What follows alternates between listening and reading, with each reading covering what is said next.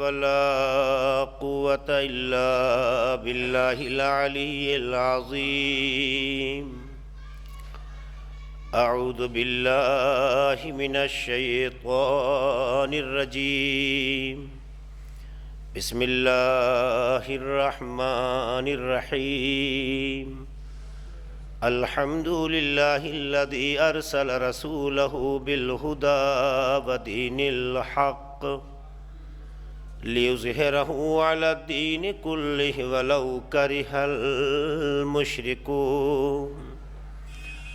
الصلاة والسلام على سيدنا ونبينا وشفيع ذنوبنا وحبيب قلوبنا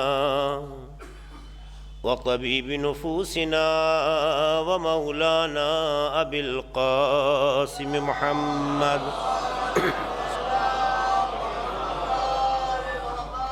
وعلى أهل بيت الطيبين الطاهرين المعصومين المظلومين الذين أذهب الله عنهم الرجس وطهرهم تطهيرا.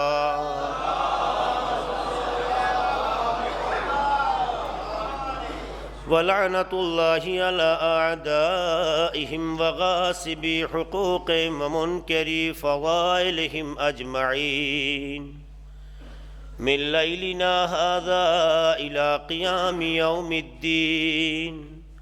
أما بعد، فقد قال رسول الله صلى الله عليه وآله وسلم: فاطمة بضعة مني من آذاها فقد آذاني ومن آذاني فقد آذى الله ومن آذى الله فقد كفر. صلوات پڑھ دے محمد وآل محمد.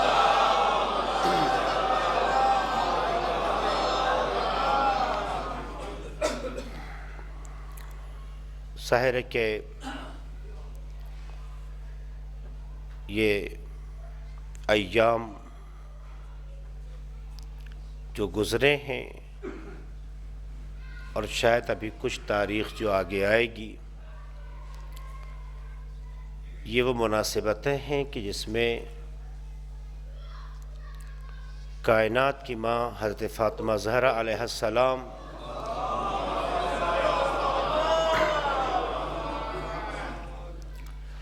کے حوالے سے مسلسل آپ کے سامنے گفتگو جاری ہے اور جاری رہے گی. برادر عزیز مولانا غلام حسین متو صاحب کے بیانات سے آپ مستفید ہوئے. انقلابی، بہت ہی تحقیقی اور جامعیت کا بیان آپ کے سامنے سیرت حضرت زہرا کے حوالے سے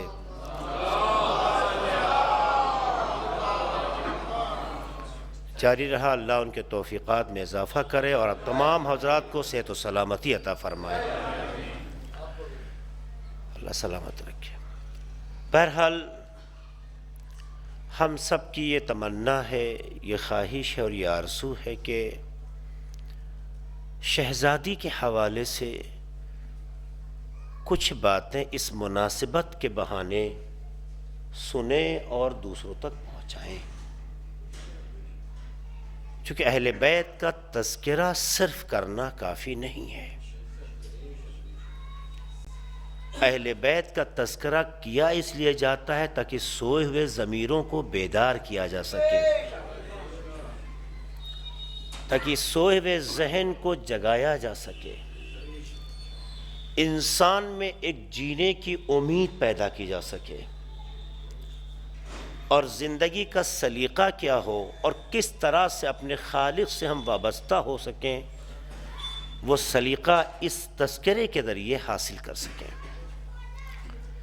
تو اہل بیت کے فضائل سننا صرف ہنر نہیں ہے، اہل بیت کا تذکرہ صرف کرنا کافی نہیں ہے، ورنہ کتابوں میں موجود ہے. صرف پڑھ لینے سے کچھ نہیں ہوتا، صرف تذکرے سے کچھ نہیں ہوتا. اصل تذکرہ یہ ہے کہ کردار اہل بیت ہماری زندگی میں اس طرح سے اتر جائے کہ ہماری زبان خاموش ہو، کردار بول رہا ہو۔ اگر اس طریقے سے اہل بیت علیہم السلام کے فضائل ہماری زندگی میں جگہ پاتے ہیں تو یقیناً یہ مجلسیں اور اس طرح کے پروگرام ایک ذریعہ ہے ان فضائل کو سننے کا اور بیان کرنے کا۔ ایسا نہیں ہے کہ فضائل بیان کرنا عبادت نہیں ہے، ایسا نہیں ہے، کافی نہیں ہے، یقیناً عبادت ہے۔ بارہا یہ بات میں نے مجلسوں میں کہی ہے، مجھے نہیں یاد آتا کہ یہاں کی مجلس میں یہ تذکرہ ہوا یا نہیں، چونکہ میں یہاں اس سے پہلے آ چکا ہوں۔ یہ بات میں بارہا مجلسوں میں کہہ چکا ہوں، دوبارہ آپ کے سامنے کرنا چاہتا ہوں کہ پروردگار عالم نے عالم ملکوت میں، عالم ارواح میں آپ کے اور ہمارے معصومین علیہم السلام کا امتحان لیا، انہیں کمال کی منزل پہ دیکھا تو اللہ نے ان شخصیتوں کو کمال کے انتہا پہ رکھ دیا۔ ہمارے تذکرے سے ان کے کمال میں کچھ اضافہ ہونے والا نہیں ہے، یا تذکرہ نہ کرنے سے ان کی شخصیت پہ کوئی فرق آنے والا نہیں ہے۔ تو پھر تذکرہ کیوں کرتے ہیں؟ کہ تذکرہ اس لیے کرتے ہیں تاکہ اپنے ناقص وجود کو کامل بنا سکیں، تاکہ خود کو سنوار کر ان کے غلام ہونے کا جذبہ اپنے اندر پیدا کر سکیں۔ یہ وہ شخصیتیں ہیں کہ جو عام ذہنیتوں سے بہت ہی بالا ہیں۔ دنیا میں لوگ فاصلے میں اپنا اسٹیٹس تلاش کرتے ہیں۔ ہم بڑے مولانا ہو گئے تو آپس ملنا پسند نہیں کریں گے، ہم اگر کسی بڑی پوسٹ پہ چلے گئے تو اپنے عزیزوں کو بھی فراموش کر دیتے ہیں۔ دنیا میں لوگ اپنے اسٹیٹس کو فاصلہ بنانے میں تلاش کرتے ہیں۔ ایسا لگتا ہے کہ وہ کچھ ہائی کوالٹی کے ہو گئے اور ہم لوور کوالٹی یا لو کوالٹی کے ہو گئے، ایسا محسوس ہوتا ہے۔ میری گفتگو جنرل ہے، کسی کی پرسنل لائف کو سوچ کر سننا گناہ ہے۔ ایک صلوات پڑھ دے محمد والے محمد پر۔ ہوتا ہے، آپ دیکھتے ہیں سوسائٹی نہیں صاحب فلاں کو حاضری میں نہیں بلائیں گے، وہ ہمارے معیار کا نہیں ہے۔ فلاں کو فلاں موقع پہ دعوت نہیں دیں گے، وہ ہمارے اسٹیٹس کا نہیں ہے۔ فلاں عبادت کے موقع پر نہیں صاحب ہم اسے نہیں بلا سکتے ہیں، ہم کہاں اور وہ کہاں۔ ہوتا ہے نا۔ دنیا کی ذہنیت یہ ہے کہ فاصلہ بنانے میں اسٹیٹس تلاش کرتی ہے۔ اہل بیت کا کمال یہ ہے کہ فاصلہ مٹانے میں کمال تلاش کرتے ہیں۔ تو اثر دیکھیے کہ جب دنیا میں ہم فاصلہ بنا کے اسٹیٹس تلاش کرتے ہیں تو تنہا رہ جاتے ہیں، جب تک ہمارا ظاہری دھوکہ دینے والا وقتی اسٹیٹس ہے تب تک کچھ گنتی کے لوگ جڑے ہوتے ہیں، اور ہر کسی کے جڑنے کے اپنے اپنے مقصد ہوتے ہیں۔ وہ اسٹیٹس گیا، ہمارے وجود کو پوچھنے والا کوئی نہیں۔ جب ہم اسٹیٹس بنا کے لوگوں میں فاصلہ قائم کر دیتے ہیں تو نتیجہ یہ ہوتا ہے کہ نہ رابطہ بن پاتا ہے، صلوات پڑھ دے محمد علیہ وسلم پر، نہ رابطہ بن پاتا ہے، نہ ہماری یادیں زندہ رہ جاتی ہیں۔ لیکن اہل بیت علیہم السلام نے لوگوں کے اور اپنے درمیان کے فاصلوں کو ختم کر کے اتنا قریب کر دیا کہ آقا اور غلام کا فرق تمام کر دیا۔ یہی وجہ ہے کہ 1400 برس گزر گئے، ایسا نہیں ہے اہل بیت کے لیے سے جذبہ آپ رکھتے ہیں، بلکہ کائنات میں طبقات بشری میں لوگ جو مختلف طبقات میں تقسیم ہو گئے ہیں، چاہے وہ اعلیٰ طبقے کے ہوں، چاہے وہ متوسط طبقے کے ہوں، چاہے وہ لوور طبقے کے ہوں، ہر طبقے کے لوگ اہل بیت سے جڑنے میں اپنا کمال محسوس کرتے ہیں۔ یہ اس بات کی علامت ہے کہ اہل بیت کی محبت انسان کی کمی کو دور کر کے کمال کی طرف رہنمائی کرتی ہے۔ یہی وجہ ہے فاصلہ بناؤ گے تو تنہا رہ جاؤ گے، مٹاؤ گے تو عزیز بن جاؤ گے۔ صلوات پڑھ دے محمد والے محمد پر۔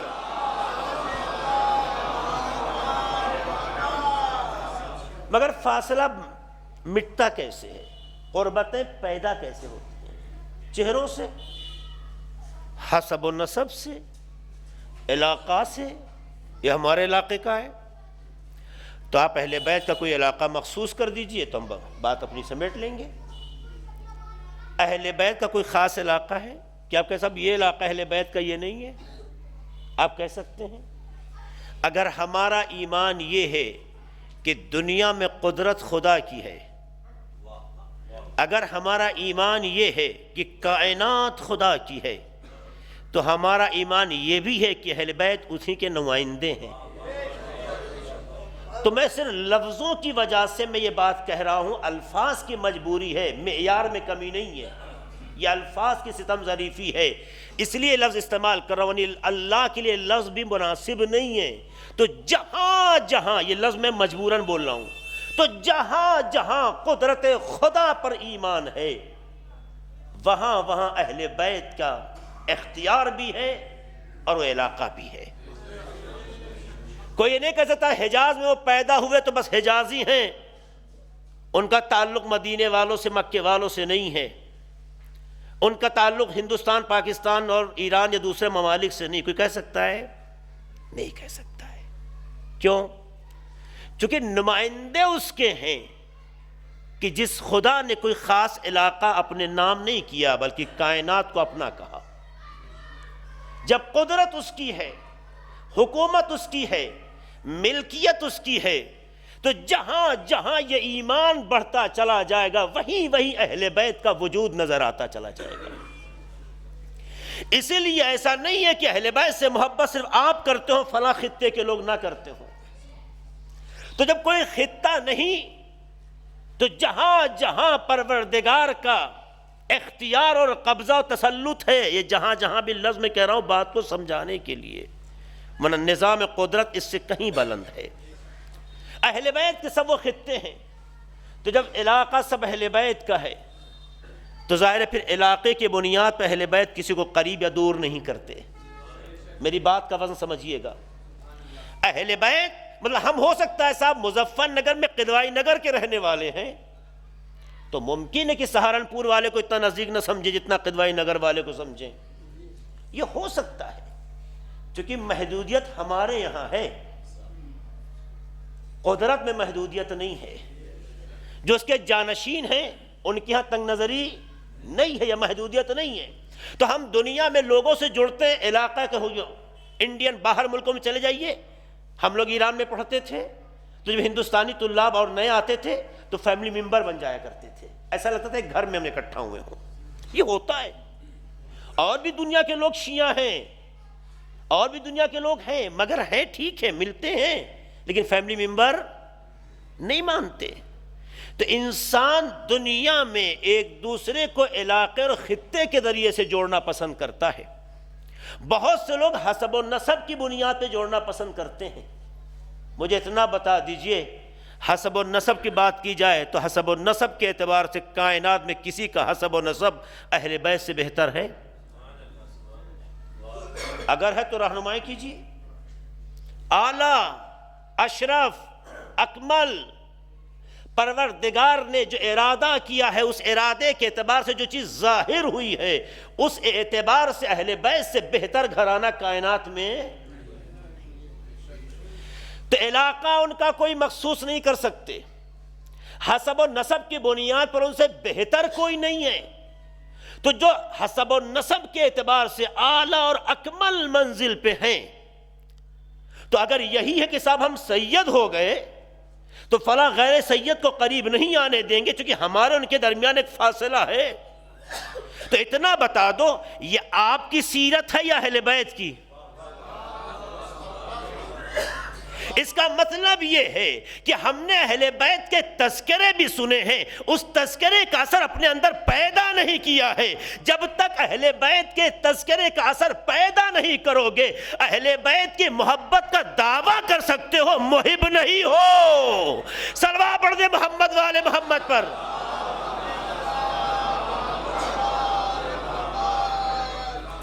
چونکہ محبت کی دنیا میں آپ جانتے ہیں کہ ایک بہت بڑا مسئلہ ہوتا ہے کہ آپ جس سے محبت کرتے ہیں، محبت جب کامل مانی جاتی ہے کہ جس سے محبت کر رہے ہوں اس کا اثر اور اس کی پسند آپ میں نظر آنے لگے، ہے یا نہیں؟ کافی لمبی گفتگو اس کے اوپر، میں ادھر نہیں جاؤں گا، لفظ محبت پہ طولانی بحث کرتا ہوں، بس ایک اشارہ کر کے آگے بڑھنا چاہتا ہوں۔ میں کہتا محبت کی دنیا میں محب ہوتا ہے، محبوب ہوتا ہے، وجہ محبت ہوتی ہے، اس کی وضاحت دیتا ہوں، بات طولانی ہو جائے گی۔ دنیا میں جو بھی کسی سے محبت کرتا ہے، دیکھیے آپ میری بات کو گہرائی سے لیجئے، سطحی نہیں، میں بازار میں بکنے والی گفتگو کرتا بھی نہیں، میری بات کو آپ گہرائی سے لیجئے گا اور جو کہنا چاہتا ہوں وہ سمجھیے گا، جو آپ سمجھنا چاہتے ہیں وہ ہماری بات نہیں ہے۔ میں آپ کی سمجھ کا ذمہ دار نہیں ہوں، میں اپنی بات کا ذمہ دار ہوں، لہٰذا ذہن بجائے شیطانی وسوسوں کا اسیر بنانے کے اہل بیت کی تعلیمات کا اسیر بنائیے۔ دیکھیے میں کیا کہہ رہا ہوں، محبت کی دنیا میں جو انسان جس سے محبت کرتا ہے، محبت کامل جب مانی جاتی ہے، سچی جب مانی جاتی ہے، واقعی جب مانی جاتی ہے کہ جس سے آپ محبت کر رہے ہیں اس کی پسند آپ کی پسند بن جائے، اسے کیا پسند ہے، وہ کیا چاہتا ہے، وہ کیا چیز لائک کرتا ہے۔ محبوب کی پسند جب تک محب کی پسند میں جگہ نہ بنا لے، محبت کا لقلقہ تو ہو سکتا ہے، حقیقت محبت نہیں ہو سکتی۔ میری بات سمجھ رہے ہیں آپ کہیں صاحب میں فلاں سے محبت کرتا ہوں، یہ کہہ دینا کافی نہیں ہے۔ اور محبت کا حسن یہ ہے کہ محبت کہنے سے سمجھ میں نہیں آتی، انسان کے چال چلن رویوں سے محبت کا پتہ چلتا ہے، انسان کا پہناوا، انسان کا طرز زندگی، انسان کا سلیقہ زندگی یہ بتاتا ہے کہ اس کا رابطہ کس سے ہے۔ اس لیے کہتے ہیں میرے جوانوں یاد رکھنا، اپنے خاندان آبا و اجداد کی فضیلتیں اپنے زبان سے بیان نہ کرو، اگر تمہیں اپنے آبا و اجداد کی لاج رکھنی ہے تو اپنے کردار کو ایسا سنوارو کہ معاشرہ دیکھ کے بتا دے یہ فلاں کا نواسا جا رہا ہے، یہ فلاں کا پوتا جا رہا ہے، کیونکہ اولاد سے وراثت کا پتہ چلتا ہے۔ اگر کردار میں وہ حسن پیدا نہ ہوا تو وارث تو ہو مگر ننگ ہو اس خاندان پر کہ جس کا اثر تم میں نہیں آیا ہے۔ یعنی میں بتانے کی ضرورت نہیں ہوتی ہے، آدمی دیکھے ہاں ان کے باپ، ان کے والد صاحب بہت صاحب کمال تھے، بہت اچھی فکر والے تھے، ان کے فلاں بہت ایسے تھے۔ جب تک یہ خوبیاں آپ کے کردار میں نہ جھلکنے لگے، آپ بغیر بولے جو میسج دیتے ہیں وہ زیادہ قیمتی ہوتا ہے، کیونکہ زبان جھوٹ بول سکتی ہے، زبان مکاری کر سکتی ہے، زبان سیاست کر سکتی ہے، کردار سیاسی نہیں ہوتا، کردار جھوٹ نہیں بولتا۔ تو انسان اپنے اندر یہ خوبی پیدا کرے کہ جو خوبی اس کا پتہ دے، اسے کمال کہتے ہیں۔ تو جب محبت کا ایک ظاہری اثر یہ ہے کہ جس سے محبت کرتے ہیں جب تک اس کا اثر آپ میں نہ آ جائے آپ کی محبت سچی نہیں مانی جائے گی۔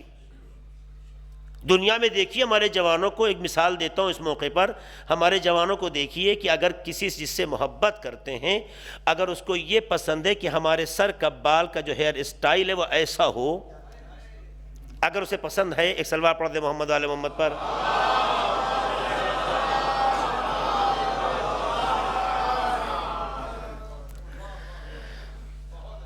علماء کی صحت و سلامتی کے لیے اور مؤمنین کی سلامتی کے لیے مل جل کے بآواز بلند صلوات پڑھ دے محمد آل محمد۔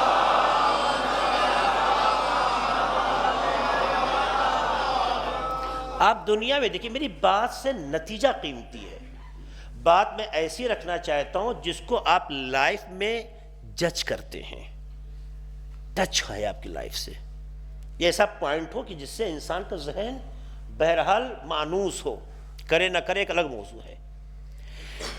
جس سے انسان محبت کرتا ہے، ہوتا یہ ہے کہ اس محبوب جس سے محبت کر رہا ہے، اگر اس کی پسند یہ ہے کہ ایک جوان لڑکے کے سر پہ بال کی اسٹائل یوں ہو، تو چاہے معاشرہ ہنسے، چاہے گھر والے ناراض ہو جائیں، چاہے چھوٹے بڑے کمنٹ کریں، اپنے بال کی سٹائل ویسے بنا لے گا چاہے اس کے سر پہ لگے ٹماٹر رکھا ہوا ہے. صحیح ہے یا غلط؟ چونکہ محبت میں یہ نہیں دیکھا جاتا کہ لوگ کیا سوچتے ہیں، یہ دیکھا جاتا کہ محبوب کیا چاہتا ہے. اگر محبت اسی کو کہتے ہیں تو آئیے اپنے کردار کو، اپنے اخلاق کو، اپنے اعمال کو اہل بیت کی محبت کے میزان پہ رکھ کے تو دیکھیں دنیا کیا کہتی اہم نہیں ہے، اہل بیت کیا چاہتے ہیں اہم ہے.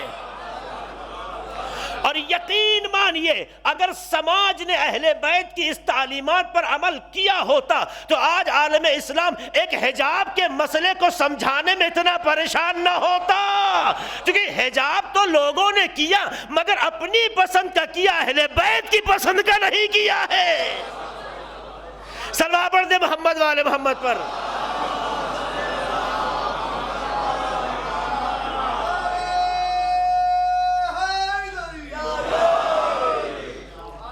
آج عالم اسلام پریشان ہے، ایک حجاب بھی نہیں سمجھا پا رہا ہے، اپنے ہی جوانوں کو قانع نہیں کر پا رہا. اغیار کی تو بات ہی الگ ہے.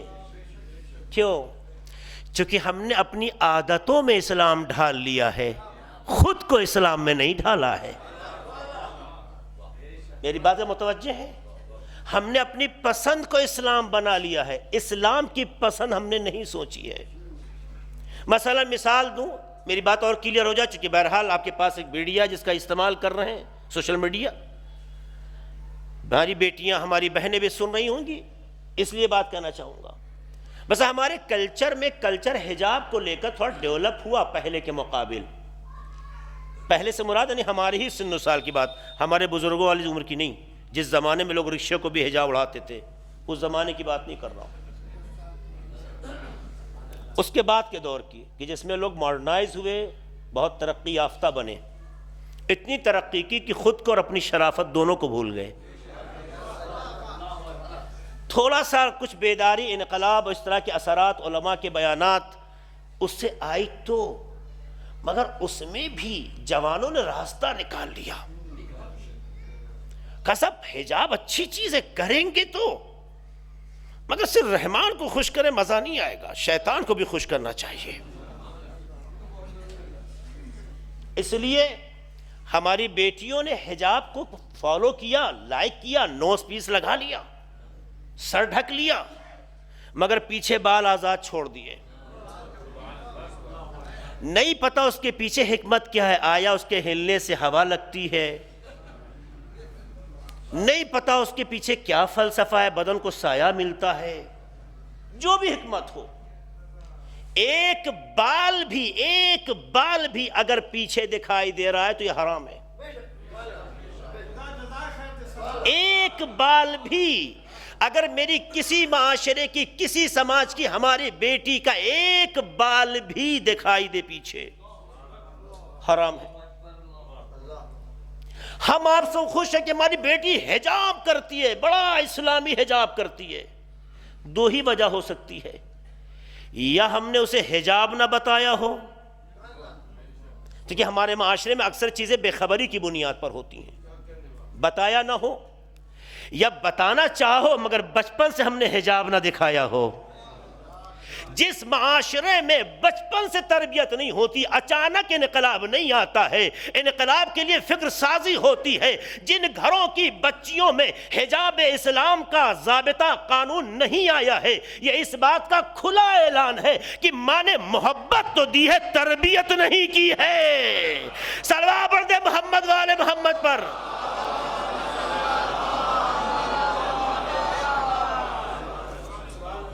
یہ ایک اہم مسئلہ ہے جس کی طرف توجہ کی ضرورت ہے. تو میں ایک چھوٹی سی مثال دے رہا ہوں. تو محبت کون ہے جو ہمارے اس مجمع میں کہہ دے ایسا سورما یا جوان کہ ہم اہل بیت سے محبت نہیں کرتے؟ سوچ نہیں سکتے، کہنا تو دور کی بات ہے، سوچ بھی نہیں سکتے.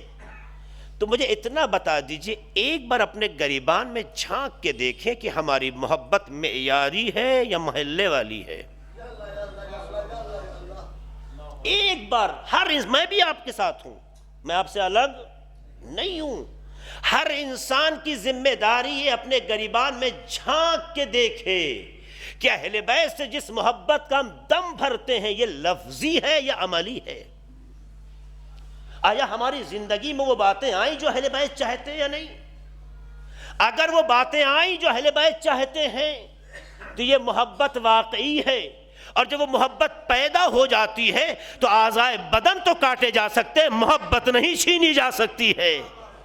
اگر وہ ایسی محبت پیدا ہو جائے تو فاصلہ اتنا مٹ جاتا ہے کہ سلمان لاکھ کسی خطے سے ہو، ہمارے خاندان سے نہ ہو، مگر جب کردار محمدی سلمان میں بولنے لگے تو اتنا قریب ہو جاتے ہیں کہ اہل بیت اعلان کرتے سلمان منا اہل البیت۔ پتا چلا اگر کردار اہل بیت اپنے اندر پیدا کر لوگے تو فاصلے مٹ جائیں گے، قربتیں بڑھتی چلی جائیں گی۔ صلوات پڑھ دے محمد والے محمد پر۔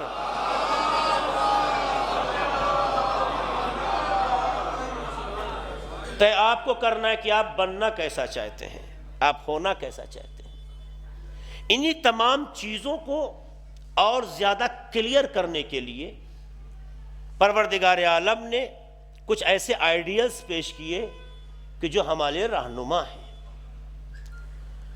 ایسا نہیں ہے کہ مردوں کے لیے اتنا اہتمام ہوا تو عورتوں میں اہتمام نہیں ہوا۔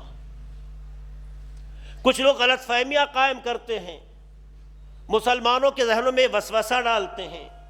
اسلام میں مردوں کو زیادہ اہمیت دی جاتی ہے، عورتوں کو اہمیت نہیں دی گئی ہے۔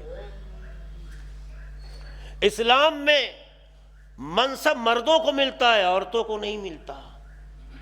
اسلام میں حکومت مردوں کو ملتی ہے، عورتوں کو نہیں ملتی۔ اللہ نے 1,24,000 انبیاء بنائے، سب مرد۔ اللہ نے آخری نبی کے 12 امام جانشین بنائے، سب کے سب مرد۔ رسالت بھی مردوں میں گئی، امامت بھی مردوں میں گئی، عورت ندارت۔ تو اسلام کا نقطہ نگاہ عورت کے بارے میں مرد کے برابر نہیں ہے، بلکہ عورت کو بہت پست نگاہ سے دیکھتا ہے۔ حکومت اس کے ہاتھ میں، اقتدار اس کے ہاتھ میں۔ میں ان کی بات کر رہا ہوں کہ جو آج کل مغالطہ آ رہا ہے، میں ان گھروں کی بات نہیں کر رہا ہوں جس میں عورتوں کی حکومت ہے۔ آپ کا ہنسنا بتاتا ہے کہ میں صحیح بول رہا ہوں۔ صلوات پڑھ دے محمد والے محمد پر۔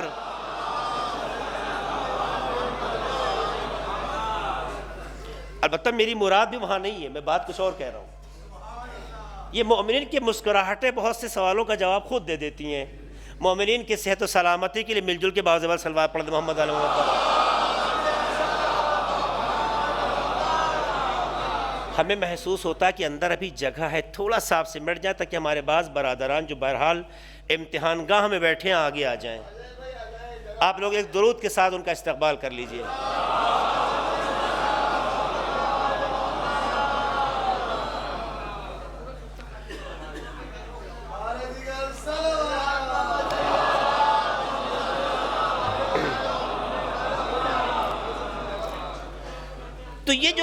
تو یہ جو غلط فہمی آپ متوجہ، یہ جو غلط فہمی پیدا کی جا رہی کہ اسلام تنگ نظر مذہب ہے، اسلام نے عورت کو منصب سے نہیں نوازا۔ یاد رکھیے گا، جن کی نگاہیں سطحی ہوتی ہیں، جن کی نگاہیں سطحی ہوتی ہیں، ظاہر پہ فقط ہوتی ہیں، وہی یہ حماقت آمیز گفتگو کرتے ہیں۔ اگر نگاہیں بنیادی اور اساسی ہوتی تو یہ خیال پیدا نہ ہوتا۔ میں اپنی بات کو اور واضح کرنے کے لیے آپ کے سامنے ایک حدیث قدسی کا سہارا لینا چاہتا ہوں۔ آپ سب جانتے ہوں کہ حدیث قدسی کا مطلب کیا ہوتا ہے۔ میں آسان لفظ میں تعریف نہیں کر رہا ہوں، سادھارن شبدوں میں حدیث قدسی حدیث کا فرق آپ کے سامنے بیان کرنا چاہتا ہوں۔ ارتھ نہیں بیان کر رہا ہوں، پریبھاشا نہیں بیان کر رہا ہوں، میں صرف اس لفظ کو واضح کر رہا ہوں۔ حدیث اور حدیث قدسی میں کیا فرق ہے؟ حدیث اسے کہتے ہیں جہاں مراد خدا کی ہوتی ہے، الفاظ معصوم کے ہوتے ہیں۔ میں آسان لفظ میں نے کہا نا، میں اس کی تعریف نہیں کر رہا ہوں، جسے ہمارا بچہ بھی سمجھ جائے، اس طرح سے میں اپنی بات کو آسان کر کے کہنا چاہتا ہوں۔ حدیث کا مطلب ہوتا ہے مراد خدا کی پر کلام معصوم کا، الفاظ معصوم کے، اسے ہم حدیث کہتے ہیں۔ جتنے بھی حدیث کی کتابیں ہمارے پاس ہیں وہ یہی ہیں، مراد جو کچھ اس کے اندر ہے وہ خدا کی ہے، لیکن الفاظ معصوم کے۔ ٹھیک؟ حدیث قدسی کسے کہتے ہیں؟ حدیث قدسی کا مطلب یہ ہوتا ہے کہ الفاظ خدا کے، زبان معصوم کی۔ الفاظ خدا کے ہوتے ہیں، مراد تو ہے یہ، الفاظ بھی خدا کے ہیں، زبان معصوم کی۔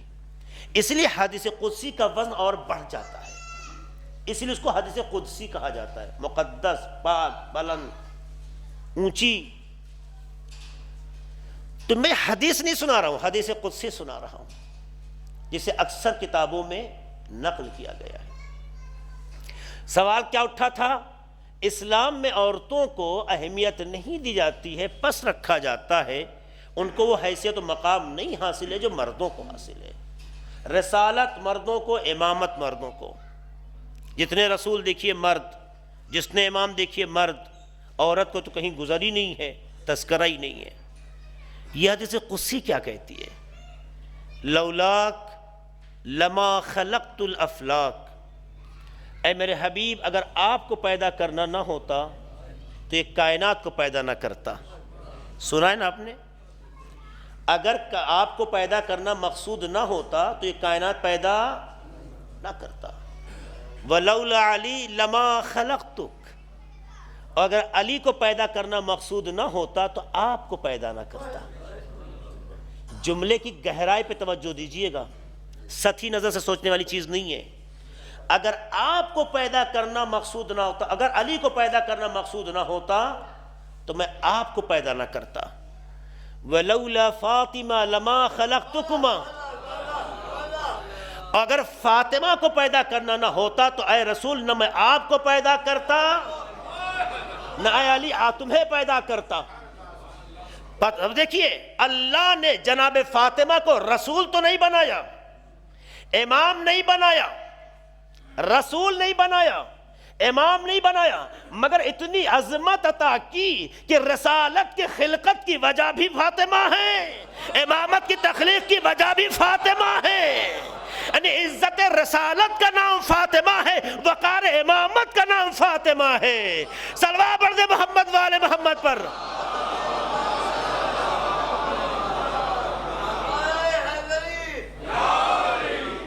اور اسی لیے شاید اور وضاحت زمانے کو ضرورت اور درکار تھی جو ہمارے رب کے آخری نبی حضرت محمد مصطفیٰ صلی اللہ علیہ وسلم نے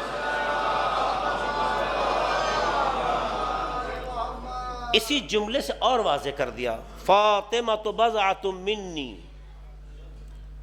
فاطمہ میرا ٹکڑا ہے، فاطمہ میرا ٹکڑا ہے۔ اگر اتنا ہی جملہ ہوتا تو یہ خیال پیدا ہو سکتا تھا کہ ہر اولاد باپ کے لیے اس کا ٹکڑا ہی ہوتی ہے۔ ہر باپ جنبہ عاطفی سے، عاطفی جذبے سے، محبت کی بنیاد پر اپنی اولاد کو اپنا کلیجہ ٹکڑا بولتا ہی ہے۔ اگر صرف یہی بحث تھی کہ اپنی بیٹی ہونے کا اعلان کر رہے تھے تب تو بات یہاں تک بات سمجھ میں آتی ہے۔ اس کے بعد کا جملہ ہے من آزاہا فقط آزانی، جس نے فاطمہ کو اذیت دی اس نے مجھے اذیت دی۔ اتنے جملے پہ بھی ہم یہ کہہ سکتے ہیں کہ یہ باپ اور بیٹی کی بات ہے، اتنے جملے پہ بھی، کیونکہ ہر باپ کو برا لگتا ہے اگر اس کی اولاد کو کوئی تکلیف۔ بات کی گہرائی کو دیکھیے گا آپ۔ میں یہ بتانا چاہتا ہوں کہ مقصود یہ نہیں ہے اگر کوئی سوچتا ہے کہ فاطمہ میرا ٹکڑا سے مراد بیٹی ہے، اولاد بیٹی ہے، تو یہاں تک تو بات سمجھ میں آتی ہے۔ لیکن اگر حدیث اس کے آگے کتب احادیث میں نہ لکھی گئی ہوتی، البتہ یہ حدیث ہر جگہ مکمل نہیں ہے، کہیں کچھ ٹکڑا ہے، کہیں کچھ ٹکڑا ہے، کہیں کچھ ٹکڑا ہے، کہیں کامل بھی ہے۔ اہل سنت کی یہاں بھی ہے اور شیعہ کی یہاں بھی، دونوں جگہ یہ حدیث موجود ہے، کامل بھی ہے اور الگ الگ ٹکڑوں میں بھی ہے۔ اس سے پتہ چلتا ہے کہ پیغمبر نے اس حدیث کو ایک موقع پہ نہیں فرمایا ہے، کئی بار فرمایا ہے۔ اس سے پتہ چلتا ہے کم سے کم جو میں نے مطالعہ کیا ہے اس میں 18 مواقع ملتے ہیں جہاں پہ پیغمبر نے جملہ کہا ہے. 18 مواقع ملتے ہیں کہ جہاں پر پیغمبر نے اس جملے کو کہا ہے. ایک دو نمونے کے طور پہ لاؤں گا بھی میں. ہے وقت یا نہیں ہے؟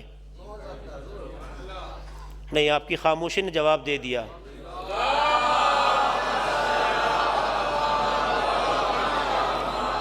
دیکھیں ہمارے علماء بیٹھے ہیں، میں اتنا نہیں سناؤں گا کہ بات کی نوبت نہ رہے، اور اتنا سنا بھی نہیں سکتا. آپ کی دعاؤں نے اتنی ہمت دی ہے جو میں یہاں تک آیا ہوں. ایک سلوات پڑھ دے محمد والے محمد پر.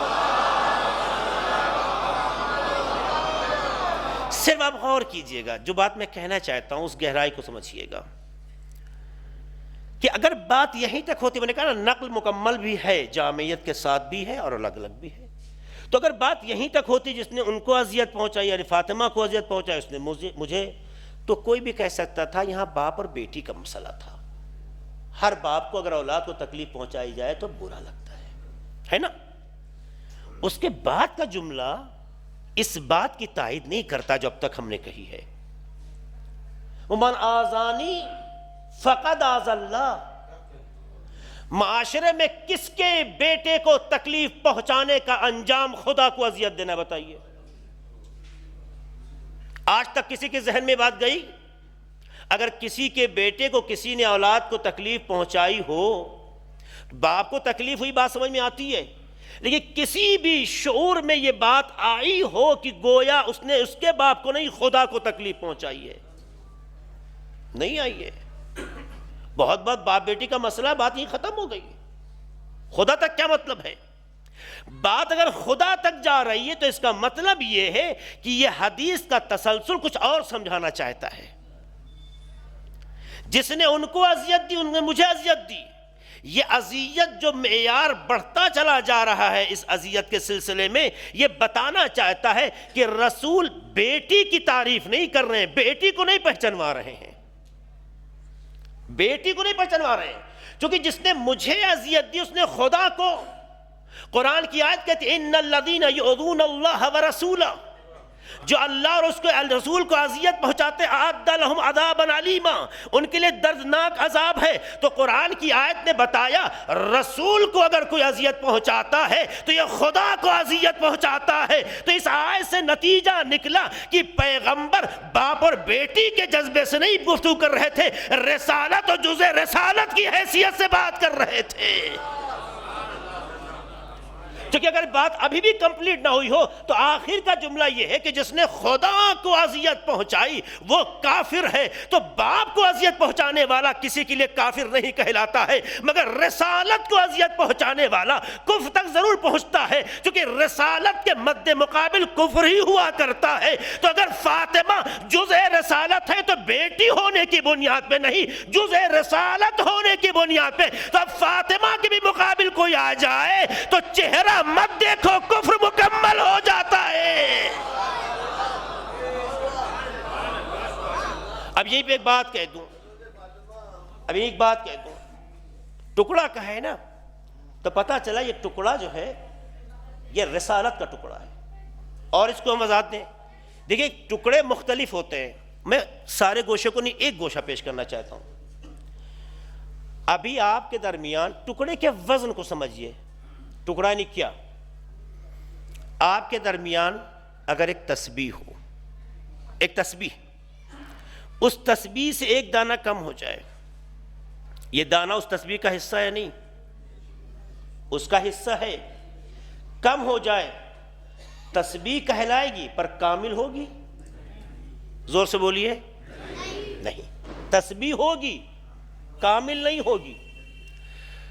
ایک ٹکڑے کی دوسری مثال دوں. اگر قرآن کی کوئی آیت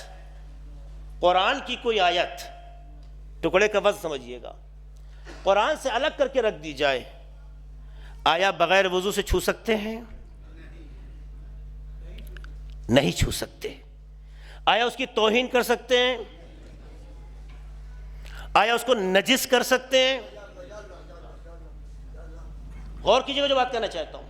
کیوں بھائی؟ یہ آیت ہے، قرآن نہیں ہے. سامنے پلٹ کے کہے گا نادانو، آیت اگر قرآن کا حصہ ہو تو اس کا وہی حکم ہے جو کل کا حکم ہے۔ آیت اگر قرآن کا حصہ ہو تو ایک حصہ الگ ہونے سے قرآن کا جو حکم ہے اس حصے سے ختم نہیں ہوگا۔ کہیں بھی رکھو، کہیں بھی لے جاؤ، کہیں پہ یہ ٹکڑا چلا جائے، احترام واجب ہے، بغیر وضو کے چھو نہیں سکتے، نجس کرنا حرام ہے، توہین کرنا حرام ہے۔ یعنی جو اس کے ساتھ غلط رویہ ہوگا وہ قرآن کے ساتھ محسوب ہوگا۔ تو ایک ٹکڑے کا یہ اثر ہوا کہ جو کل کا حکم ہے وہی ٹکڑے کا ہے، اور ایک ٹکڑے کی مثال دی تسبیح کے دانے کی کہ اگر ایک دانہ اس تسبیح میں شامل نہ کیا جائے جس میں عدد 100 پوری ہو رہی ہے تو تسبیح تو ہوگی مگر کامل نہیں ہوگی۔ اب بات سمجھ میں آئی؟ پیغمبر بتانا چاہتے فاطمہ تو بضعۃ منی، فاطمہ میرا ٹکڑا ہے، حیثیت اسی تسبیح کے دانے کی ہے، رسالت تو ہے پر کامل نہیں جب تک فاطمہ نہ ہو۔ اور اگر ابھی آپ کا ذہن پہنچا نہ ہو تو آپ دیکھیے حدیث کسا میں کیا میسج آتا ہے کہ جب چادر کے نیچے مولا علی آئے، امام حسن حسین یہ اکٹھا ہو گئے، جناب فاطمہ زہرا علیہ السلام بھی آ گئی، تو کیا جملہ شہزادی کا فَلَمَّا اكْتَمَلْنَا جَمِيعًا تَحْتَ الْكِسَاءِ، جب ہم سب کامل ہو گئے کسا کے نیچے، چادر کے نیچے۔ کیا مطلب ہے؟ اس سے پہلے بھی رسول تھا مگر مکمل نہیں تھا۔ یہ اکتمال پیدا ہی ہوا ہے نزا کے اکٹھا ہونے کی بنیاد پر۔ صلوات پڑھ دے محمد والے محمد پر۔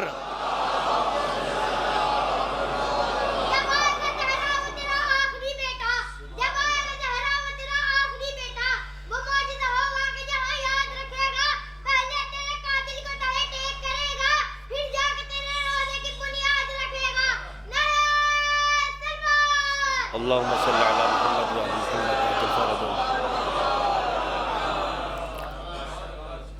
اچھا، اثر وہی ہوگا جو اصل کا ہے۔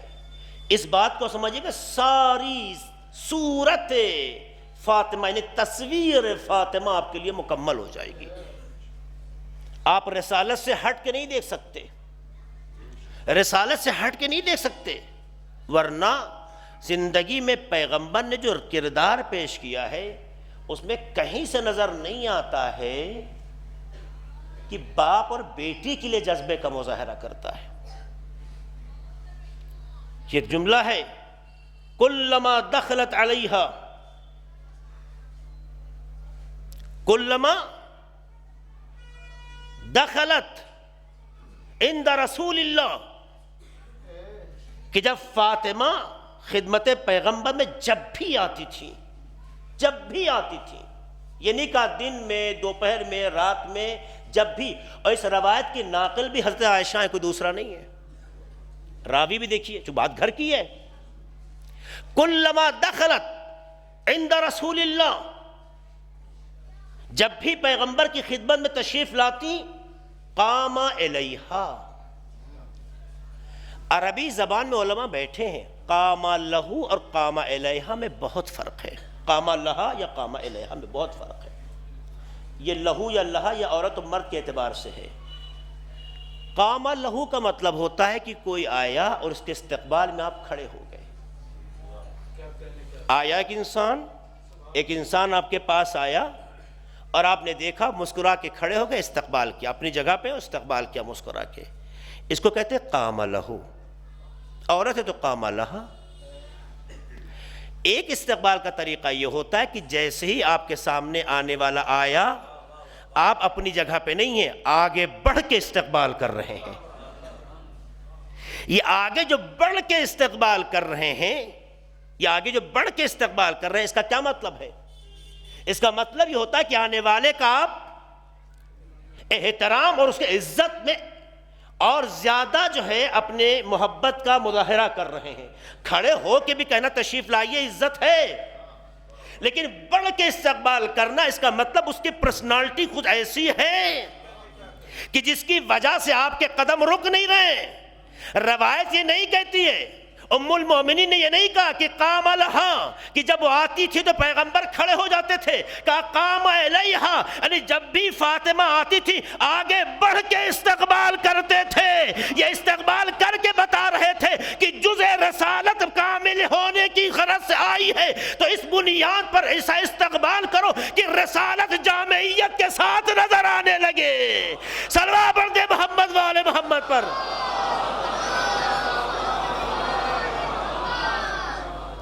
یہ رسالت ہے جو جزء رسالت کا احترام ہے، یہ رسالت ہے جو جزء رسالت کا، یعنی بتانا چاہتے ہیں پیغمبر کہ رسول کا جو جز ہوتا ہے وہ بھی قابل احترام ہوتا ہے۔ قام الیہا، اور یہیں تک بات نہیں ہے، ورنہ یہ بات نہ کہتا میں، شاید نتیجہ جلدی دے دیا میں نے۔ قام الیہا کے بعد جملہ ہے پتہ ہے، اخذ بیدہا، عجیب، فقبلہا، اور اس کے بعد ہاتھ کو پکڑا، ہاتھ کو ہاتھ میں لیا اور بوسہ دیا۔ یہ باپ کا عاطفی جذبہ ہے یا رسالت کو چوم رہی ہے؟ فقبلہا، بات ابھی بھی کامل نہیں ہوئی، روایت کا جملہ آگے بھی ہے، وَأَجْلَسَهَا فِي مَجْلِسِهِ، ایک مرتبہ لا کے کسی کو احترام کر کے آپ کے تشریف رکھیے، بیٹھیے۔ اپنے بغل میں کسی کو بٹھانا اور ہے، اپنی جگہ پہ کسی کو بٹھانا اور ہے۔ پیغمبر اب فاطمہ کو بغل میں نہیں بٹھاتے تھے، اٹھتے تھے اپنی جگہ پہ بٹھاتے تھے۔ ہم تو اتنا ہی جانتے ہیں رسالت کی جگہ رسالت ہی زیب دیتی ہے، تو فاطمہ تو بذات منی کو عملی طور پہ پیش کر کے بتایا، فاطمہ کو رسالت سے الگ نہ سمجھنا، جو حکم رسالت کا ہے وہی فاطمہ کا بھی ہے۔ صلوات پڑھ دے محمد والے محمد پر۔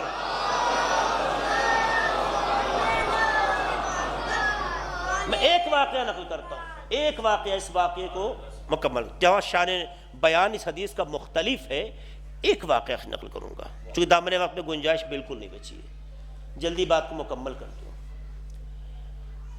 یہ جملہ اس حدیث کے بیان کی شانیت کو پیش کر رہا ہے، جیسے قرآن کی آیت کا شان نزول ہوتا ہے، ایسی روایت کے لیے جو جملہ استعمال کیا جاتا ہے شان بیان، جس بنیاد پر یہ روایت آئی۔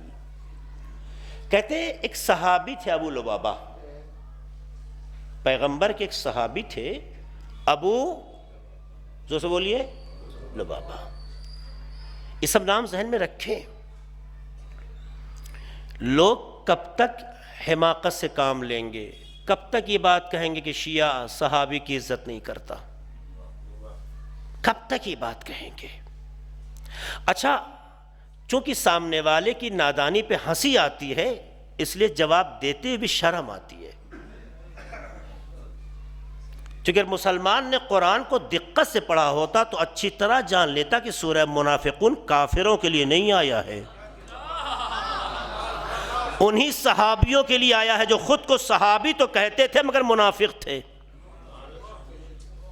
اگر آیت نبا پہ غور کیے ہوتے تو ان کے لیے بات کلیئر تھی کہ یہ آیت کسی اور کے لیے نہیں، صحابی کے لیے، تو جسے قرآن منافق کہہ دے اسے ہم تو صحابی نہیں کہہ سکتے، جسے قرآن منافق کہہ دے، ہاں جس کے ایمان پر قرآن نے قصیدہ پڑھا ہے، شیعوں نے بڑھ کے اسے کلیجے سے لگایا ہے، چونکہ شیعہ اپنے پسند سے عزت نہیں کرتا ہے، قرآن کی تعلیم پر عزت کو طے کرتا ہے۔ صلوات پڑھ دے محمد والے محمد پر۔ ہم کسی کو عزیز سمجھتے ہیں تو قرآن کی بنیاد پر، کسی کو ذلیل سمجھتے ہیں تو قرآن کی بنیاد پر، کسی کا قصیدہ بھی پڑھتے ہیں تو قرآن کی بنیاد پر، کسی پہ لعنت کرتے ہیں تو قرآن کی بنیاد پر، کیونکہ ہم نے جب قرآن سے محبت کر لی تو ہماری اپنی پسند نہیں ہے، قرآن جو کہے وہی معیار زندگی ہے۔ اسے سمجھنے کی ضرورت ہے۔ آؤ دیکھو، ہم بھی بہت احترام کرتے ہیں، صاحب کا تذکرہ بھی کر رہے ہیں، ابو لبابہ پیغمبر کے ایک صحابی ہیں، اور یہ ہم سب کے لیے عبرت ہے، ہم سب اس کے دوچار ہوتے ہیں ان مراحل سے۔ ابو لبابہ کے بارے میں ملتا ہے کہ بہت سی جنگوں میں بڑھ چڑھ کے حصہ لیا ہے اور جنگ کے وہ کمانڈر رہے ہیں ابو لبابہ۔ جب بنی قریظہ ایک قبیلہ تھا یہودیوں کا، ان سے ایگریمنٹ ہوا تھا، تو اس ایگریمنٹ کے سائن کرنے والوں میں سے پیغمبر کی طرف سے ایک ابو لبابہ تھے، ایگریمنٹ پیپر پہ۔ ہوا یہ کہ جنگ احزاب کے بعد، کفار مکہ سے نمٹنے کے بعد، پیغمبر نے بنی قریظہ کی بغاوت کو کچلنے کے لیے، جو ان لوگوں نے سیاست دکھائی تھی اور بغاوت کی تھی، محاصرہ کر لیا بنی قریظہ کا۔ بنی قریظہ کے سردار نے پیغمبر کے پاس ایلچی، سفیر بھیجا، آج کی زبان میں کیا، ایمبیسڈر بھیجا،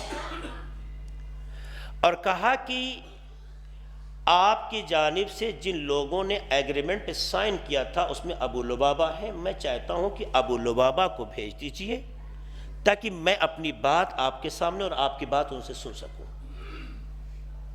ابو لبابہ کو بھیجا پیغمبر نے، وہاں گئے، ان لوگوں نے سوال رکھا، آپ بتائیں مجھے کیا کرنا چاہیے، سرنڈر ہونا چاہیے، تسلیم ہونا چاہیے یا نہیں؟ کہ بالکل ہونا چاہیے۔ کیا کہا؟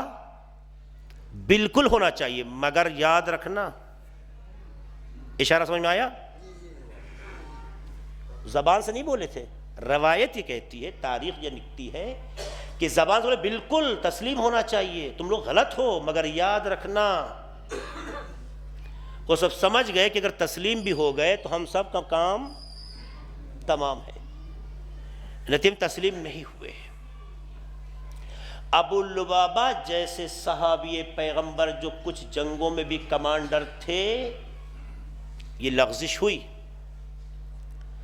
لغزش تو کسی سے بھی ہو سکتی ہے، لغزش ہونا عیب نہیں ہے، جب متوجہ ہو جائے تو اسے باقی رکھنا عیب ہے۔ غور کیجئے گا، میں نہیں کہتا کس وجہ سے ہوئی، کیوں ہوئی، کیا وجہ رہی ہو، مگر ہوئی، متوجہ ہوئے کہ میں نے غلط کیا، غلط کیا۔ آیا ہم جب غلطی کرتے ہیں تو ہم میں یہ احساس پیدا ہوتا ہے؟ ہم بھی اپنی زندگیوں میں بہتوں لوگ دل دکھاتے ہیں، بہتوں کو اذیت پہنچاتے ہیں، بہتوں کی انسلٹ کرتے ہیں، بہتوں کا حق مارتے ہیں، بہتوں کو ہم سے تکلیف ہے، کیا کبھی متوجہ ہوتے ہیں؟ اگر متوجہ ہوتے ہیں نا تو سجدہ شکر کیجئے گا۔ آپ کا متوجہ ہونا اس بات کی علامت ہے کہ نگاہ قدرت آپ کی طرف جو ہے متوجہ ہے، چاہتی ہے کہ آپ اس مشکل سے نجات پا جائیں۔ اور اگر آپ کے اندر یہ احساس پیدا نہ ہو تو اس کا مطلب ہے کہ خدا نے اپنی نگاہیں تم سے موڑ لی ہیں۔ اسی لیے کہا گیا ہے، معصومین فرماتے ہیں کہ اگر تم میں اپنے گناہ کا احساس پیدا ہو جائے کہ ہم نے یہ غلطی کی ہے تو پہلے سجدہ شکر کرو، تاکہ اس بات کا اطمینان تمہیں حاصل ہو جائے کہ خدا چاہتا ہے کہ تم بے گناہ بن جاؤ۔ یہ لطف ہے پروردگار کا جو تم میں یہ احساس پیدا ہو رہا ہے۔ اگر یہ احساس بھی پیدا نہ ہو تو اس کا مطلب تمہارا دل پتھر ہو گیا ہے۔ تو سم بکم عمی فہم لا، جو کہیے یرجعون یا عاقلون لا کے ساتھ آپ کی مرضی۔ جملہ سنیے گا، ابو لبابہ کو احساس ہو گیا کہ میں نے غلطی کی۔ یہ واقعہ کیوں سنا رہا ہوں؟ عظمت فاطمہ جزء رسالت کی حیثیت سے اسی لیے سنا رہا ہوں، تاکہ اصل ماجرا آپ بھولے نہیں، سوچے مولانا نے واقعہ اتنا لمبا کر دیا کہ اصل تھیم ہم بھول گئے، اصل منظر ہم بھول گئے کہ آخر ہے کیا۔ کیا کیا انہوں نے؟ جا کے مسجد نبوی کے ایک ستون میں خود کو باندھ لیا، احساس خطا کیا، اور مسجد میں جا کے ستون سے خود کو باندھ لیا رسی سے، اور یہ کہا کہ جب تک ہمارے گناہ کی معافی کا اعلان رسول نہیں دیں گے اور اپنے ہاتھ سے نہیں کھولیں گے، میں اپنے کو آزاد۔ کیا تربیت ہے پیغمبر کی! مجرم کو آ کے باندھنا ہنر نہیں ہے، ایسی تربیت کرو احساس ہو جائے تو خود کو باندھ کے دکھا دے۔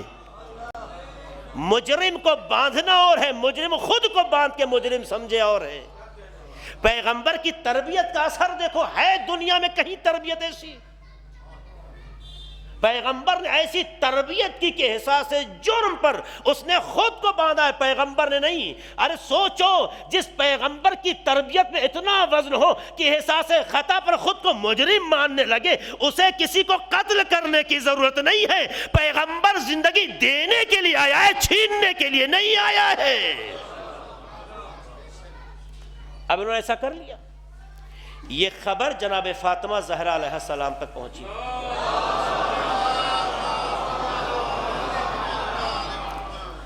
جیسے ہی شہزادی کا پہنچی، شہزادی گھر سے نکلی، مسجد نبوی پہنچی اور آگے بڑھ کے چاہا کہ رسی کو کھولیں۔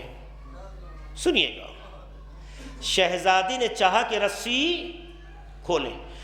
جملہ بھولیے گا نہیں، کیا علماء نے کہا تھا؟ جب تک کہ خدا ہمیں معاف نہ کر دے، پیغمبر آ کے بشارت نہ دے، اپنے ہاتھوں سے کھولے نہیں۔ بات نہ بھولیے گا، اپنے ہاتھوں سے کھولے نہیں۔ میں اپنے کو آزاد، دو باتیں کہی تھی۔ ہمارے گناہ کے معاف ہونے کی بشارت کون دے؟ پیغمبر بشارت بھی دے، اپنے ہاتھوں سے کھولے، تب میں سمجھوں گا کہ آزاد ہوں، گناہ معاف ہو گیا۔ اور فاطمہ علیہ السلام نے جب یہ خبر پائی ہے، کچھ لمحے کے بعد تشریف لاتی ہے، کھولنے کے لیے ہاتھ آگے بڑھاتی ہے۔ ابو لبابہ کہتے ہیں شہزادی، میں نے کہا ہے کہ رسی رسول کے علاوہ کوئی کھولے گا تو میں اپنے کو بے گناہ نہیں سمجھوں گا، کیونکہ رسول ضامن ہے، اگر وہ کھولیں گے تو اطمینان ہوگا۔ پیچھے سے آواز آئی، فاطمہ بضعۃ منی، ابو لبابہ فاطمہ میرا ٹکڑا ہے۔ اس کا مطلب یہ ہے یہ رسی فاطمہ نہیں، رسول کھول رہے ہیں۔ تو صرف کھول ہی نہیں رہی ہے، بلکہ رسالت کی یہ جز اس منزل پر ہے کہ وہ خبر رکھتی ہے جو رسالت کو ہوا کرتی ہے۔ صلوات پڑھ دے محمد والے محمد پر۔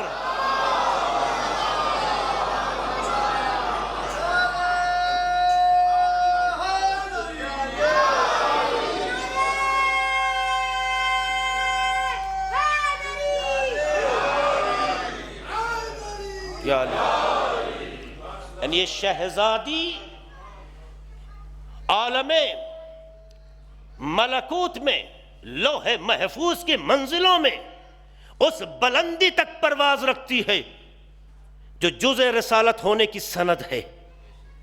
خبر تو یہی تھی نا، بات تو یہی تھی نا کہ خدا ان کے ذریعے سے یہ بشارت نہ دے کہ میں معاف ہو گیا۔ اور اگر شہزادی بابا کے ساتھ آئی ہوتی تو یہ کام بابا سے آگے بڑھ کے نہ کرتی، ادب مانے ہوتا۔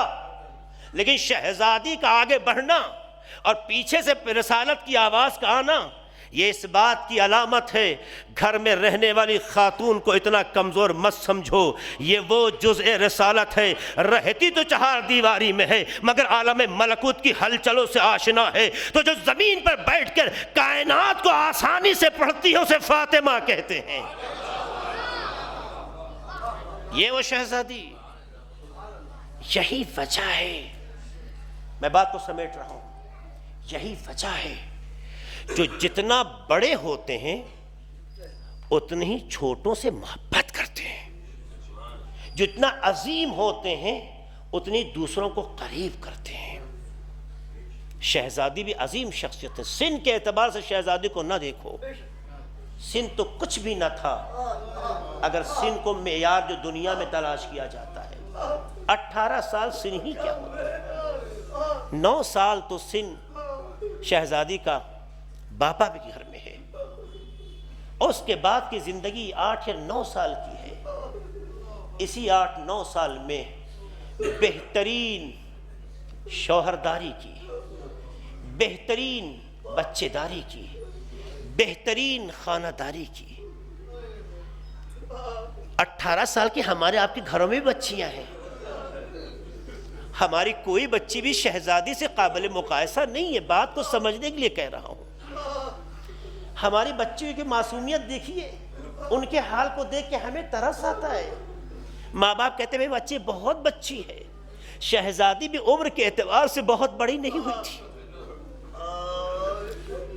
شہزادی نے 9 سال باپ کے گھر میں یا کچھ اور سال جو گزارے ہیں، اتنے معیاری گزارے کہ رسالت کو اپنی ماں یاد نہیں آئی، فاطمہ کو ماں کہہ دیا۔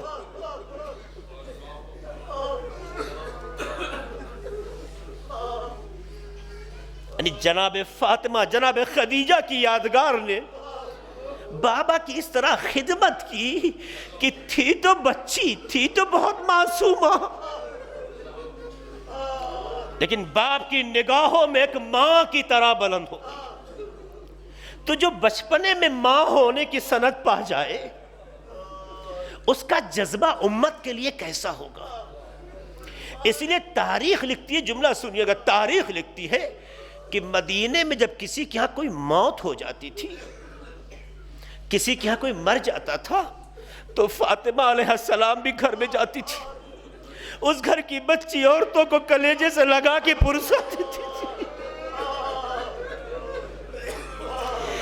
اے عزادارو، کہتے ہیں نا پرسا دینے سے درد ہلکا ہوتا ہے، پرسا دینے سے احساس ہوتا ہے کہ ہم لاوارث نہیں ہیں، کچھ افراد تو ہیں جو ہمارے ساتھ ہیں۔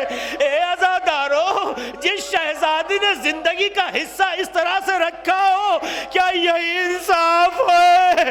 ارے جب یتیم ہو جائے، کوئی پرسا دینے کے لیے نہ آئے، ارے آتے بھی ہے تو تماچے مارتے یا تادیانے لگا۔ کتنا سخت ترین لمحہ ہوتا ہے۔ ایک جملہ کہنا چاہتا ہوں، جس گھر میں بچی پیار اور لاڈ سے پلی ہو، جس گھر میں بھی بچی نے بچپن سے لے کے جوانی اور شادی کے بعد شوہر کے گھر میں جانے کے بعد پیار و محبت پائی ہو، نفرت کی زبان سے آشنا نہ ہو، ایسی عورت یا ایسی خاتون سے اگر کوئی نفرتی انداز پیش کرے، بہت سخت ہوتا ہے۔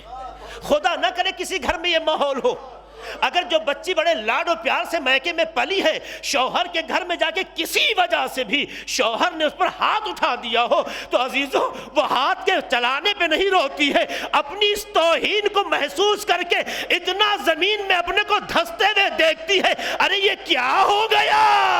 آج تک تو پیار ملا تھا، ارے مجھے یہ نفرت کا انداز کیسے؟ اے عزادارو، جہاں بیٹی جزے رسالت ہو، علی کے گھر میں محبت سے رہی ہو، ارے قنفذ کا تادیانہ لگا ہوگا، ارے تماچے پڑے ہوں گے، شہزادی میں کیا گزر گئی ہو۔ آزادہ باتیں بہت کہنی کے معذرت چاہتا ہوں، دامن وقت میں گنجائش نہیں ہے، اس لیے میں مسائل کو جلدی جلدی ختم کرنا چاہتا ہوں۔ شہزادی ایسے گھر کی بیٹی تھی، نہ جز رسالت مانتے، اتنا تو مانتے تھے کہ رسول کی بیٹی ہے، اتنا ہی مانتے۔ دنیا میں کوئی پرسنالٹی ہوتی ہے تو اس کے گھر کے بچوں کی لوگ قدر کرتے ہیں، کیا جناب فاطمہ کا اتنا بھی حق نہ تھا؟ ہاں اتنا ضرور ہوا کہ شہزادی کے لیے امام جعفر صادق علیہ السلام کا ایک جملہ ہے۔ شہزادی جب ولایت کی حفاظت میں دروازے پہ کھڑی ہوئی، اور بھی وجہیں بتائی گئی ہیں کہ جن وجہوں سے شہزادی آئیں، ایک ولایت کی حفاظت ہے، دوسری وجہ یہ تھی کہ رسول کی بیٹی ہے، امت اتنا تو جانتی ہے، تیسری ایک اہم وجہ تھی جسے آیت اللہ طیب جزائری پڑھا کرتے تھے، خدا غریق رحمت کرے، وہ پڑھا کرتے تھے، عرب کا دستور یہ تھا کہ جس عورت کے شکم میں بچہ اس پر حملہ نہیں کرتے تھے۔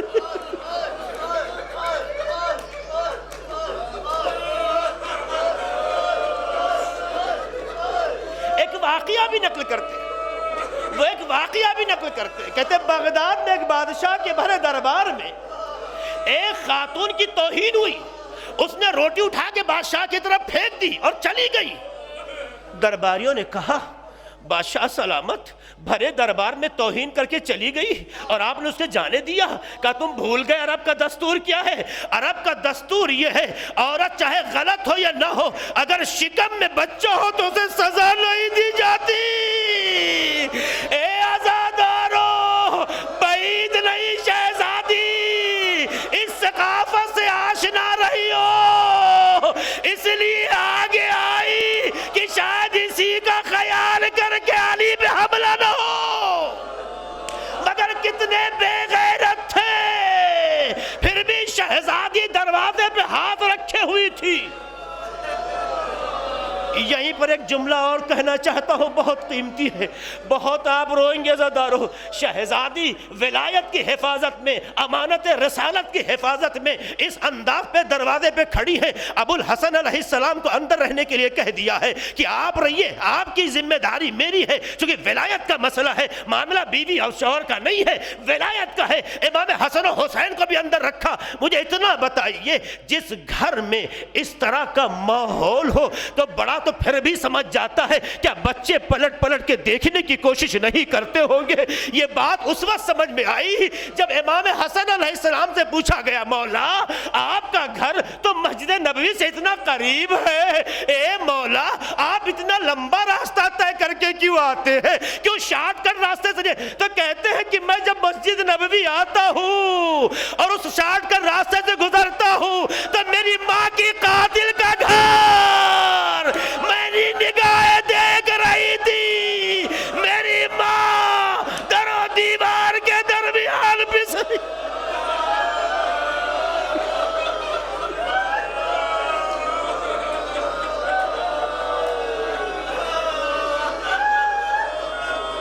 کتنا درد ہے عزادارو،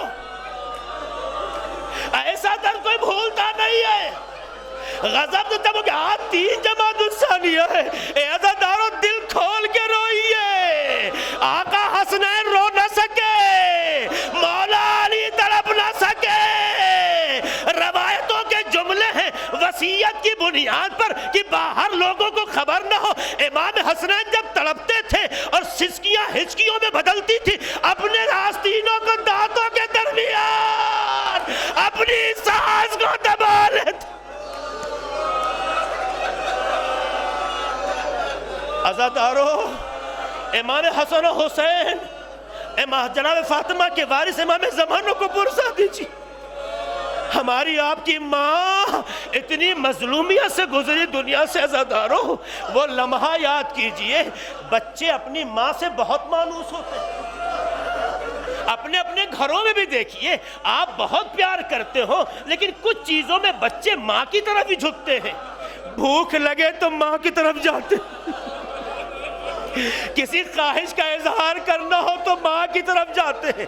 یہی وجہ ہے کہ جناب فاطمہ زہرا نے سارا اہتمام جناب اسما سے کرا دیا تھا، لیکن جیسے بچے گھر میں آئے، جناب اسما سے پوچھا مادر گرامی کہاں ہے؟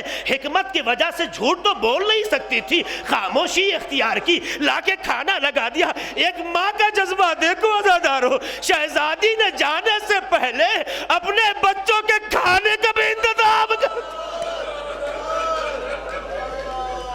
جب کھانا تو رکھ دیا۔ اسما سے کہتے ہیں کیا کبھی آپ نے دیکھا کہ ماں کے بغیر ہم کھانا کھاتے ہو؟ اے عزادارو، اب اسما اپنے کو روک نہ سکی، اشارہ حجرے کی طرف کیا۔ بچے جب ماں کی طرف آئے ہیں، روایتوں کے انداز مختلف ہیں، کچھ جگہ بعد تکفین کفن پہنانے کے بعد کا منظر ہے، اور کچھ روایتوں میں ہے کہ بچے ماں کے پاس پہنچے۔ انداز دیکھیے، امام حسین نے خود کو ماں کے سینے پہ گرا دیا، امام حسن نے ماں کے تلوے پر اپنے رخسار رگڑ کے جملہ کہا، اے اماں بلائے گی نہیں، اے اماں ہمیں تنہا چھوڑ کے چلی گئی، اے اماں حسنین کو تنہا کر دیا۔ آپ دیکھیے، معاشرے میں جب کوئی ماں مر جاتی ہے اور چھوٹے بچے ہو تو ماں سے کس طرح تڑپ تڑپ کے فریاد کرتے ہیں، امام حسنین نے بھی ایسے ہی کیا۔ جناب اسما نے آ کے کہا، شہزادو جاؤ بابا کو خبر کر دو، جلدی بات تمام کرنا چاہتا ہوں، جاؤ بابا کو خبر کر دو۔ اب سوچئے، یہ بچے جب ماں کی یہ حالت دیکھ کر گھر سے نکلے ہوں گے تو کیا انداز رہا ہوگا، کیا حالت رہی ہوگی۔ مسجد میں پہنچتے ہیں، دیکھتے ہیں بابا موجود ہے، جا کے دونوں بچے ایک بار بابا کو دیکھتے ہیں، نگاہیں نیچے کر لیتے ہیں۔ امام علی سمجھ گئے کوئی ماجرا ہے، اے میرے لال ماجرا کیا ہے؟ یہاں بتا قد ماتت امنا، اے بابا ہم یتیم ہو گئے۔ اتنا جملہ کہنا تھا،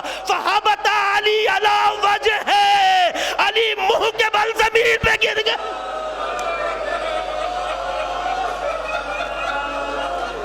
علی منہ کے بل زمین پہ گر گئے. فاتح خیبر و خندق. علی کمزور شخصیت کا نام نہیں ہے، لیکن جب خبر ملی فاطمہ نہیں تو ایک بار نہیں کئی بار اٹھتے تھے منہ کے بل گر جاتے تھے، کئی بار اٹھتے تھے منہ کے بل گر جاتے تھے. علی اتنا کمزور ہو گئے. کمزور نہیں، ارے رسول کے بعد جو طاقت تھی ختم ہو گئی. ہائے مدینے کی بے وفائی. بازاداروں، آخری جملہ اس حوالے سے رحمت تمام کر. عجیب مصیبت ہے فاطمہ کے گھر میں. اللہ آپ کی آوازوں کو بلند رکھے، ان آنسوؤں کی نذرانے قبول کرے. رسول خدا کو ان کی بیٹی کا پرسہ دیجیے، امام علی کو ان کی زوجہ کا، امام حسنین کو ان کی ماں کا، امام زمانہ کو ان کی مہر جدہ کا پرسہ دیجیے. شہزادی کا جب جنازہ اٹھانے کا موقع آیا، میں باتوں کو سمیٹ رہا ہوں، اٹھانے کا موقع آیا، کچھ فراز آخری جملہ زحمت تمام کروں گا.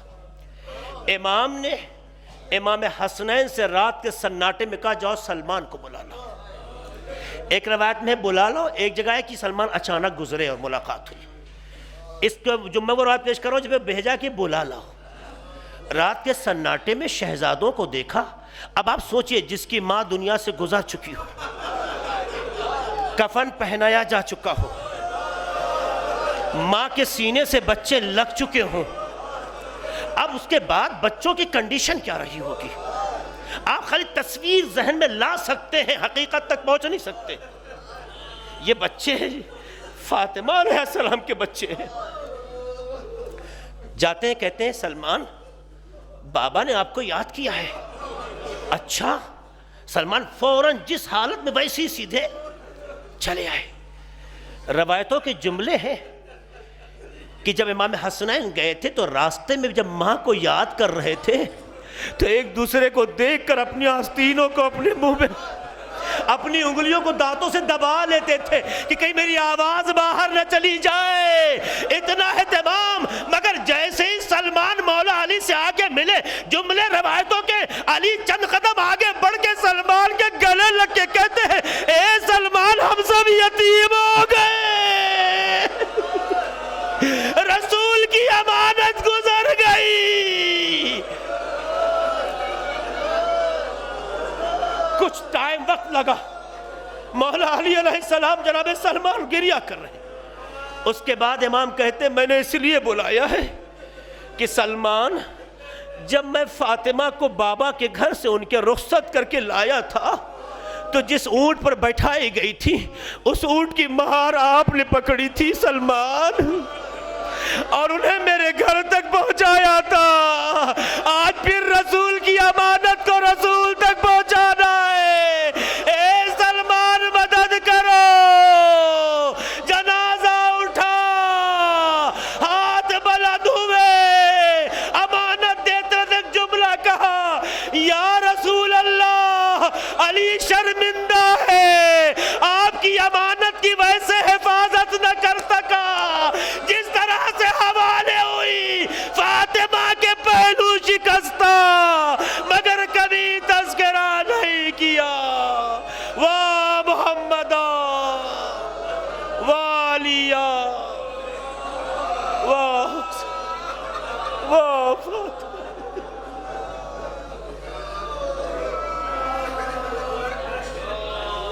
اِنَّا لِلَّهِ وَإِنَّا إِلَيْهِ رَاجِعُونَ. سَيَعْلَمُ الَّذِينَ ظَلَمُوا أَيَّ مُنْقَلِبٍ يَنْقَلِبُونَ. خدایا ہماری اس مختصر بات کو قبول فرما. خدایا ہم سب کے گناہوں کو بخش دے. خدایا تیری کنیز جناب فاطمہ کے لیے دنیا میں لوگ جہاں کبھی اہتمام کر رہے ہیں، دامے درہمے سخنے جس بھی حوالے سے، خدایا ان سب کو صحت و سلامتی عطا فرما. خدا ان سب کے توفیقات میں اضافہ فرما. خدایا ہمارے بزرگوں کا سایہ ہمارے سروں پہ قائم رکھ. خدا جو دنیا سے گزر گئے جہاں رحمت و مغفرت میں جگہ عطا فرما. خدایا فرزندان فاطمہ، اولاد فاطمہ کو ایک دوسرے سے قلبی طور پر وابستہ رہنے اور جینے کی توفیق عطا فرما. خدایا ہمارے درمیان کی تمام نفرتوں کو انہی آنسوؤں کے صدقے میں ختم کر دے، خدایا ہماری تمام نفرتوں کو محبتوں میں بدل دے، خدایا ہمارے تمام فاصلوں کو قربتوں میں بدل دے۔ خدایا میں جانتا ہوں کوئی ماں نہیں چاہتی کہ اس کے بچے بکھرے ہوئے ہوں، ہم سب فرزند فاطمہ ہیں، تو جس طرح ماں کی خواہش ہے اس کے اعتبار سے اپنی زندگی کو سنوار سکیں۔ خدایا تجھے واسطہ محمد علی محمد کا جو جس بھی بیماری سے دوچار ہو انہیں شفائے کامل و عاجل عطا فرما۔ خدایا ہمارے وطن عزیز ہندوستان میں امن و امان قائم کر، خدایا پرچم جمہوریہ اسلامی ایران کو سربلندی عطا فرما۔ خدایا ہمارے تمام علماء کرام بالخصوص مراجع اعظام کی حفاظت فرما۔ خدایا امام زمانہ کے ظہور میں تعجیل فرما، ہم سب کو ان کے آوان و انصار میں شمار فرما۔ ماتم ہو